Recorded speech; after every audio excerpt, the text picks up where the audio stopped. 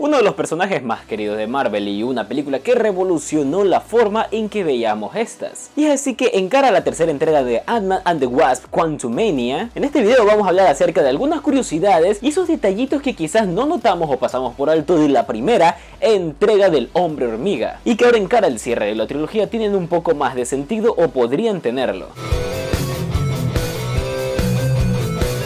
¿Cómo les va, Chori familia? Espero que se encuentren muy bien. Ya saben que antes de continuar con este video no olviden dar su like, compartir este video con sus amigos, suscribirse, activar la campanita y comentar acá abajo para que sean saludados al final de los videos. En lo personal, esta es una película que me encanta demasiado, mis películas favoritas de Marvel, y quizás es por su apartado visual. Es increíble cuando la fui a ver en 3D y la experiencia es única. Si no tuviste la oportunidad de verla, salado. Y ya no creo que sea tan emocionante o visualmente impactante esta tercera entrega, pero si tienen la oportunidad de alguna forma de volverla a ver en 3D, aprovechenlo cuando haya. Y sin más, vamos con estos 10 detallitos interesantes. La película arranca en 1989, mostrándonos a los fundadores de S.H.I.E.L.D., ya con una organización más consolidada, aunque lejos de lo que se vería en El Soldado de Invierno, donde aquí todavía está en construcciones el Triskelion, que es esta base principal de S.H.I.E.L.D., donde vemos a Howard Stark y Peggy Carter como fundadores de la agencia, Hank Pym como consultor y Michael Carson como jefe de defensa. Otro fundador que no vemos es Chester Phillips, que conocimos en el primer Vengador. Este quizá falleció mucho tiempo antes, y para lograr que todos rejuvenecieran, obviamente se recurrió a la técnica del CGI. Irónicamente, en cambio, para la actriz que hace de Peggy Carter, con maquillaje y pelucas la hicieron verse más vieja. En un flashback conocemos que Janet, para detener un misil, se encoge a nivel subatómico. En ese tiempo, aún sin tecnología para poder regresar, a esta se la creyó muerta. Ahora sabemos que llegó al reino cuántico, donde conoció a Chronopolis y a sus peligros. Y es tras todo esto que él deja el manto de Ant-Man y eventualmente deja S.H.I.E.L.D. En los cómics, Scott tiene un origen parecido. Con conocimiento en tecnología, decidió robar por no alcanzarle el dinero, pero es encarcelado y pierde a su hija. Pero al encontrarse enferma, roba el traje de Ant-Man para rescatar al doctor que podría curarla de la enfermedad cardíaca que tenía. Tras ver esto, Hank le permite conservar el traje. De hecho, el secuestrador era Darren Cross, que también tenía unos problemas cardíacos sumados a un marcapasos núcleo orgánico que se creó. Esto lo llevó a mutar, distando bastante de su contraparte cinematográfica, donde es como una especie de...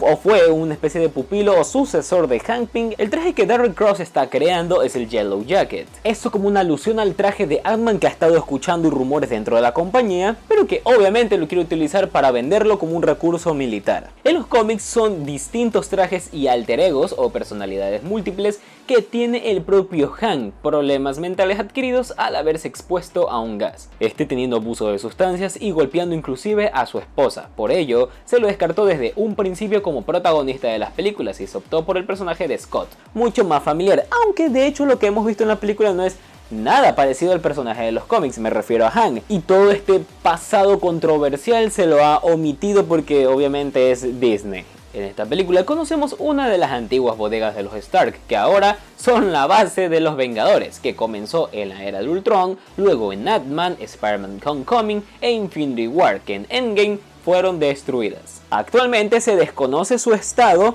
y lo único que se sabe es que podríamos estarla viendo de vuelta en alguna otra entrega de Avengers, quizás en la fase 5, que si no lo sabían arranca con Ant-Man Quantumania. Al final revelan que quieren conocer a Scott, esto para Civil War, donde se une al bando del Cap. En la escena postcréditos, Han le da el traje de la avispa Hope, que luego lo usaría en Ant-Man 2, con algunas modificaciones. Y la segunda es una escena de Civil War cuando encuentran a Bucky, que une directamente con el final de esta misma película. Lo interesante es que en el mismo final mencionan a la gente que tiene un tipo que se balancea y trepa paredes. La primera referencia a Spider-Man en el UCM, antes de verlo al fin en Civil War. Pues durante el rodaje de esta película ya los derechos, o bueno, ya se había llegado con ese acuerdo entre Marvel y Sony, que de hecho hicieron que toda la película de Civil War cambiara casi que, no radicalmente, pero sí bastante, ya que uno de los personajes principales iba a ser Pantera Negra, pero se tuvo que hacer ese personaje un poquito por un lado para darle un poco más de protagonismo a Peter Parker. También confirmado por el mismísimo Kevin Feige, la cinta rinde homenajes a Star Wars. Por ejemplo,